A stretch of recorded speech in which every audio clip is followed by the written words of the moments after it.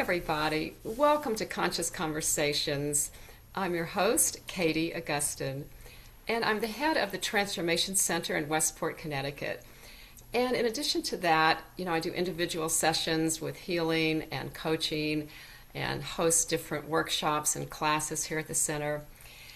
But today I'm really excited because on Conscious Conversations, my guest is Megan Mary. Welcome to the show, Megan. Thanks for having me back, Katie. Yeah, this is great. I'm glad that we connected again because, for those of you who didn't see it, Megan and I had a conversation and we just discovered it was 2 years ago. I don't know where that time flew, but we wanted to reconnect and I wanted to get an update on what she's been up to. And it turns out she's been up to a lot in the last 2 years. So, she's going to tell us all about it, including the trilogy she just finished publishing and a few other things. But why don't we just backtrack a little bit because I'm going to read a little bit about you, and I'm going to put up your slide that has your contact info, your website. Okay, so there we go. So Megan Mary, and she is an award-winning international best-selling metaphysical author. She's a dreamworker, and she's a host of a podcast called Women's Dream Enlightenment, which is terrific. She has really, really interesting guests. And she's also the founder of Inner Realms Publishing. Okay, so I guess that's publish your books, right? Is that? Yep. Yeah. Okay, cool. So Megan has an MA in English Lit, and she has a bachelor's in Metaphysical Sciences. And she's pursuing her PhD in Metaphysical Sciences after your master's, after you complete that. So that's really Yes. exciting. Yes. In addition, Megan is a member of the International Association for the Study of Dreams, the Authors Guild, and the Independent Book Publishers Association. Her visionary metaphysical fiction trilogy that she recently completed, that we're going to talk about, is called Witches of Maple Hollow. And it blends the genre of mystery, fantasy, and women's fiction. Wow. There's a lot there, Yeah. isn't there? Yeah, so much. So, yeah, so okay, so you have your background is in English Lit. Were you a writer before you started the work that you're doing now? No, No. not by any stretch. No. My career is in coding websites and doing digital marketing. So, I've been doing that since I was in graduate school for my English degree. So, Okay. when I left graduate school and got my master's, I opened my own business with my husband doing web design. And I've been creating websites for nonprofits and corporate clients for the last 25 years. So, Oh, wow. I wish I'd talked to you. I could have used your help for nonprofits. Wow, that's yeah, amazing. yeah, And you're still doing that along with yeah, everything yep. else? Hmm. Okay, with your husband. At Yes. least you have a partner, so you don't have to do it all yourself. Yeah. Yes. Well, that's interesting. So it sounds like you were ahead of the curve in that field. Yes, and I only took one creative writing class and it was a poetry class. So I didn't have any background really in fiction writing. It wasn't an MFA, so I didn't really have that background at all, but I was called to do this and I was planning to write my nonfiction book on dreams, and this one came in first and it said, "No, you have to do this." And then it became three. So, yeah, here Okay, we so are. it didn't start out as a trilogy. You didn't know that going No. in. Mm-mm. Interesting. No. And I didn't even know how it was going to end when I wrote it. And a lot of people are very rigorous planners in their writing. And no, this was a completely, I would almost say, channeled, spirit guided experience where I didn't know exactly what was going to happen, but I just knew the timeline within which it was going to happen. And so all three came out within 365 days. And I think I was just testing myself to see if I could do it. Oh yeah, well, that's sometimes, how it works best. So Yeah. they all unfolded over the past year then. Yeah, yes. So the very first one, the Dream Haunters, which is this one, Oh, um, okay. I actually had a dream in 2014 about a talking cat. And that was the beginnings of this one. I started writing a little short story. I thought maybe it would be a children's book. I wasn't even really sure about the talking cat. And then I didn't finish it. I just kind of set it down and said, okay, I don't know what I'm going to do with this. And over the years, I would paint pictures of him and just kind of dream about it, talk to my husband about it for years. And then when everything happened and I started having this spiritual awakening, a major one, then I started writing the book again. But it took on a whole new life of its own. It took on this whole metaphysical capacity, and it became a trilogy. So then the second one, The Dream Mirrors, and just this October, The Dream Dimensions. Oh, And they're all metaphysical mysteries of magic. So if you've ever heard of the Celestine prophecy, yeah. it's very much like that, where it's taking you through the course of one woman's experience of her spiritual awakening. And it's touching on all the metaphysical topics, and you're learning as she's learning, and you're discovering more about yourself as you're going through all of the books. And it's educational as it is inspirational. Huh. So when a reader is reading it, so are they putting themselves in the story? Is that kind of how it works? How does? You're learning about it as she's learning. So she goes in and out of waking and sleeping. So there's a lot of dreams in there. Some of them are my own, some of them are fictional. And she's really discovering it's a journey of self-discovery. And there's so many metaphysical topics that are covered, like the death of the ego, the illusion of reality, the awakening of our non-physical senses, understanding the clair senses, understanding interdimensionalities of our existence, and so much more. I mean, there's a lot of astrological influences. They all take place at Mercury retrograde. There's solar flares and aurora borealis, and there's all these experiences that she has that she's discovering. And as I was studying all of my metaphysical studies, I was putting them all into the book. Okay. So the timing was really perfect then, in that sense, Yeah. because you were furthering your studies as you were writing the books. Yes. Yeah, yeah. So is part of it your personal experience? Then it sounds Yes. like it. So much. So much. Yes. It's and any writer knows that they do put their life experience in their fiction. And it's a lot of times it's people that they've known, or it's aspects of themselves, or it's aspects of people that they see in movies or other books. And Right. so people often ask me, which one are you in the story? And it's like, I'm all of them. And I had some amazing, amazing dreams through the process of this, and experiences. I saw the aurora borealis for the first time in my life. I had dreams where talking spirit guide owls came to me and said very profound things, and I put all of that in the book. It's almost like a fictional memoir. Well, it sounds to me as though these dreams and experiences were coming to you so you could put them in the book, or one Mm, reason, so you could put them in the book, yeah, at least the timing, because things happen in divine timing. So yeah, yeah. I don't think there's any accident there. No, So there isn't. it feels like since the last time I saw you 2 years ago, that a lot has opened up for you. Yes, so much. I mean, it almost feels though like you're almost a different person in some regard.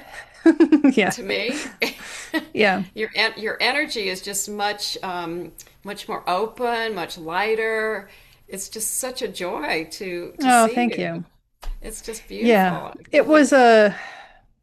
It was a difficult but beautiful journey to go through that death of the ego and shed all of the fears that I had to overcome to step out into the role that I felt I was called to be. Because in the beginning, there was so much resistance. I didn't want to be on video. I didn't want to put myself out there. I didn't even want to be on social media. And so it's been a very enlightening process to understand my role better and get out of the way.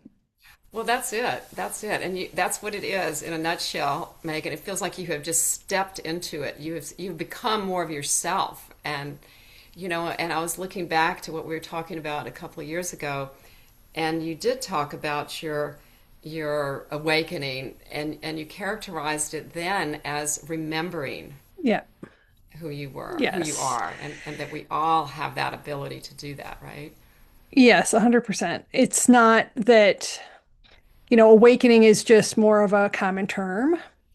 And when I talk about it, sometimes people say, well, I always had this since I was a child, so this might be my fifth one or my eighth one. And it's like, yeah, that wasn't the only one, clearly, but it was so big that it changed everything after that. Like I couldn't be the same person after that. I couldn't view myself, the world around me, or anything that I thought to be true the same after that.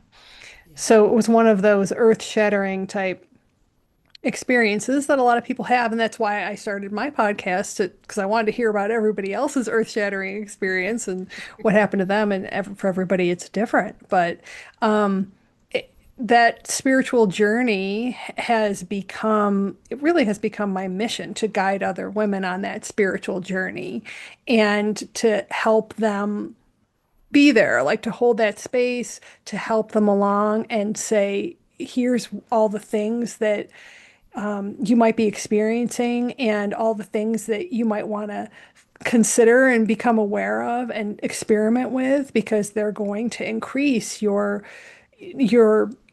understanding of you in the universe. And that's what everybody really wants. Why are we here?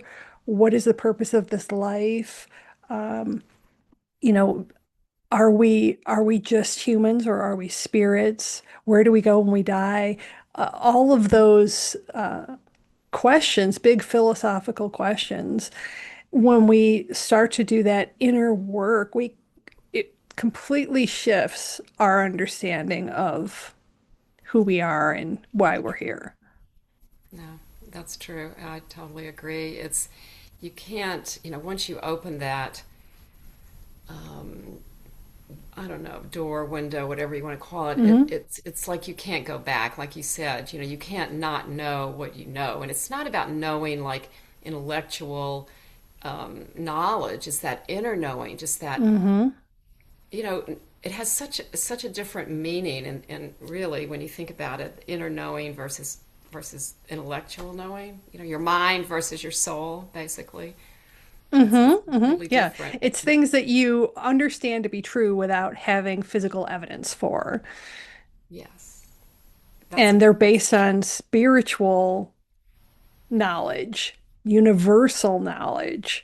And that's why I think dreams are so important because we're tapping into that universal self, that universal knowledge, and we're able to learn things and to understand things in a way that we can't in our waking life because our ego gets in the way. Yes, yes, exactly. Our mind is so powerful. It's a great tool, but it's not who we are. So it's about, one of my spiritual teachers used to say, make best friends with your mind Hmm. because you don't want to, fight it, but you don't want Right, to, but it's the take it as, recognizing. Yeah, recognize it. Yeah. It's the recognizing of the difference between who you thought you were and who you really are, which is much bigger than that. And having that, what do I want to say? It's kind of like you're on the outside looking in for the first time, and you're looking at yourself, and you're like, oh, wow. But it's almost like one of those transcendental experiences or out of body experiences because you recognize that you're just one dimension of something much larger. And that is what we need to understand to ascend, to get into this ascension of this great awakening. And it's part of that path. So we have to break out of the me mind and Yes. really start to see the bigger picture. And so, my goal is to really, in whatever way I can, in the most creative way I can, bring that to people because sometimes people are more open to being exposed to these deep concepts when they're couched in a different medium. And storytelling is a very powerful ancient tool that can educate people and move them in a way that teaching them in a course might not. Yes. Well, in a way, it almost bypasses the mind. You know, when you use Hmm. storytelling, it goes straight to the heart, I think, and straight to your maybe your other part of you. I don't know. How would you Yeah, describe it? there's a large emotional component, and your defenses are down a little bit because you're just along for the ride. Yeah. Yeah. Yeah. It's not so in your face, you know. Hmm. Right. And that's what I mean by kind of bypasses your mind. Like it gets into you in a way that yeah, like it's not threatening. It's not, Hmm. and it's interesting. You know, it kind of sparks your like your curiosity, maybe that part of your mind, but not the analytical part of your mind. Right. So it's just intriguing enough to make you curious and entertaining enough to keep you around. Yeah. So that, some people read it and they're not ready to receive the deep messages of it. And they'll say, oh, that was a really cute, Halloween book with cats, and it was great.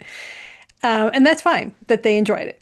But there's other people who will go the next step because it is a multi-layered puzzle, and I have created these free discussion guides to really foster that communication around what I have nested within all of the chapters because I want it to be a a very much experiential reading and that there's an opportunity to go much deeper in all the philosophical concepts and have it be a tool.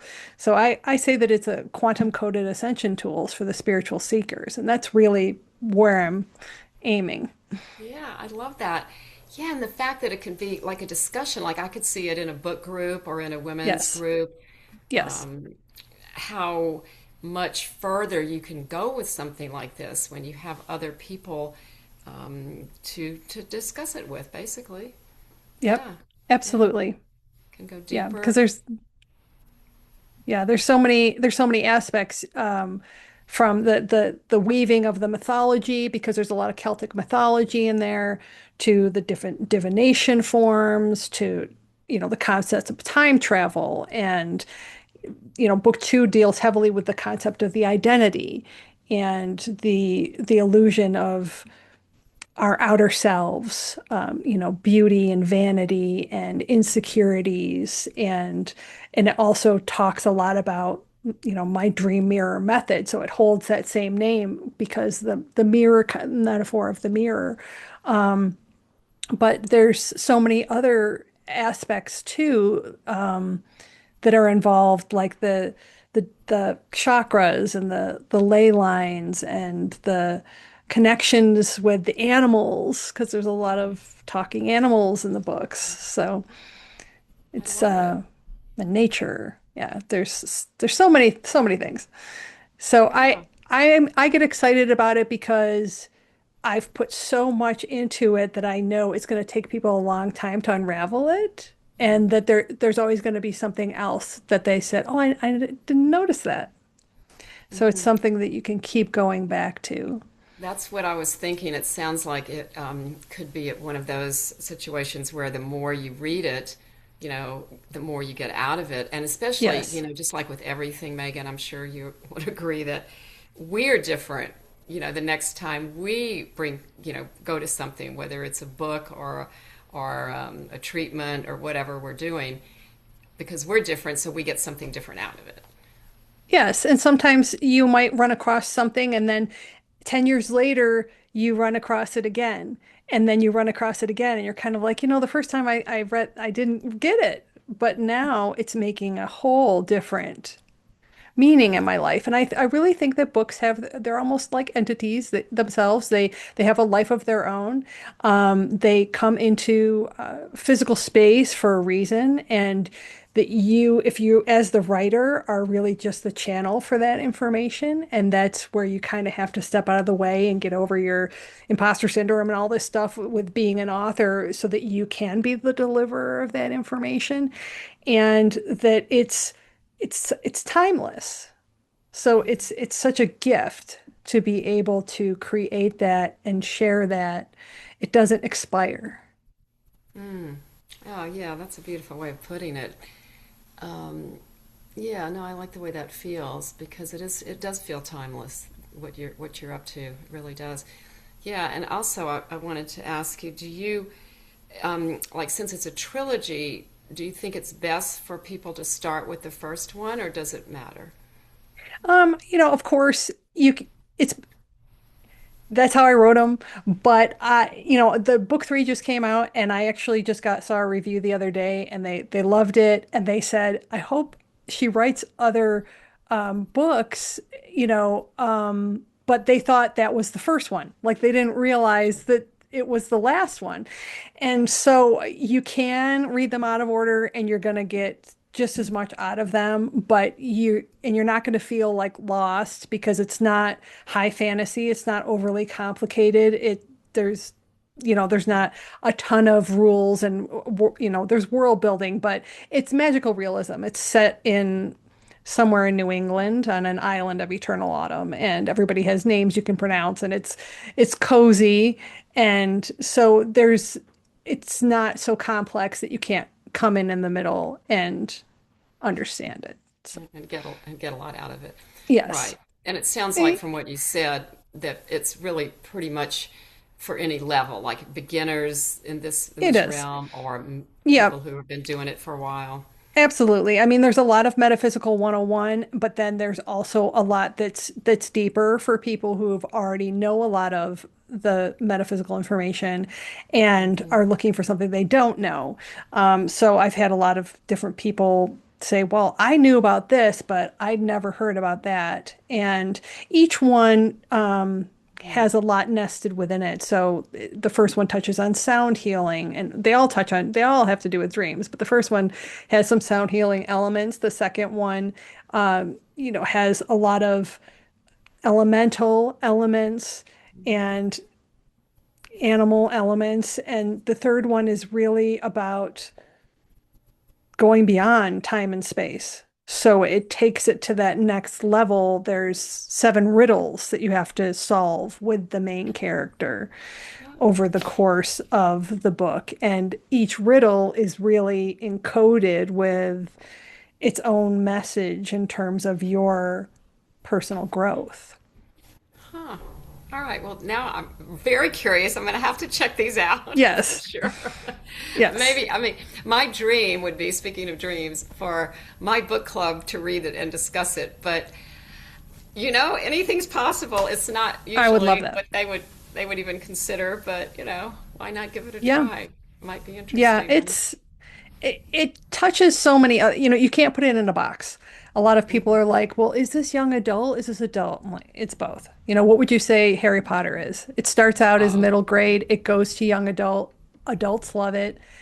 It's very much like that. I call it Harry Potter meets Charmed meets the Celestine Prophecy. It's like it's approachable and it's entertaining, but I have people from 9 to no 90 that love it. So there is yeah. no, it doesn't fit. It's mystery, it's fantasy, it's metaphysical visionary. It's also very much from a women's perspective, it's women's forward. There's only a few men in the book, and so it's I was going to ask you about that, yeah, actually. So there are a few men in the a books, few. Yeah, but no pretty much main only characters. one good one. Yeah. The old man Adams is the sweet, benevolent, you know, um, Irish Scottish brogue, caretaker on the manor grounds, and so he's the best one. Okay. But That's yeah, interesting that you said it in New England. Did you ever live in this area? I know you live out west now. I'm from back east originally. Okay. And so I love New England and I love fall, of course. And so all the books are set in an island of eternal autumn because I wanted just that to be always the case. Nice. And so there's a lot of, when I did the audiobooks, I had so much fun with my narrator, Pearl Hewitt, and she does a great New England accent, even though she's British. And of course, she also does all of the British voices amazing. So it's like listening to a fairy tale by the fire, but it's also like reading a metaphysical book. Hmm. So Wow. nonfiction So you book. already did audiobooks as well. All three. Yes. Oh, okay. Oh, that's awesome. Yes. And she's amazing. She's done probably over 300 with the big five publishers. So she was a consummate professional. And that was probably one of my favorite parts of this whole thing was to hear it come alive as an audiobook. I can imagine, right? It Especially with just somebody brought so. tears to my eyes because it was so real. And I get that a lot from my readers. They say, I feel like I've been there. I'm like, you have, because it's another dimension that I created and that we Right. spiritually can travel to. Right. I mean, that's the beauty of all of this is, Yeah. it's so accessible and it is real in that sense. Yeah. Yes. Wow. So we have like a minute and a half left. So do you want to share anything else about dreams before we wrap up? I know that that's still a big Yeah. part of what you do every day, right? It definitely is. I mean, just to touch on the concept of dream empowerment, that's the work that I do. That's what these books are about. That's the sessions that I hold.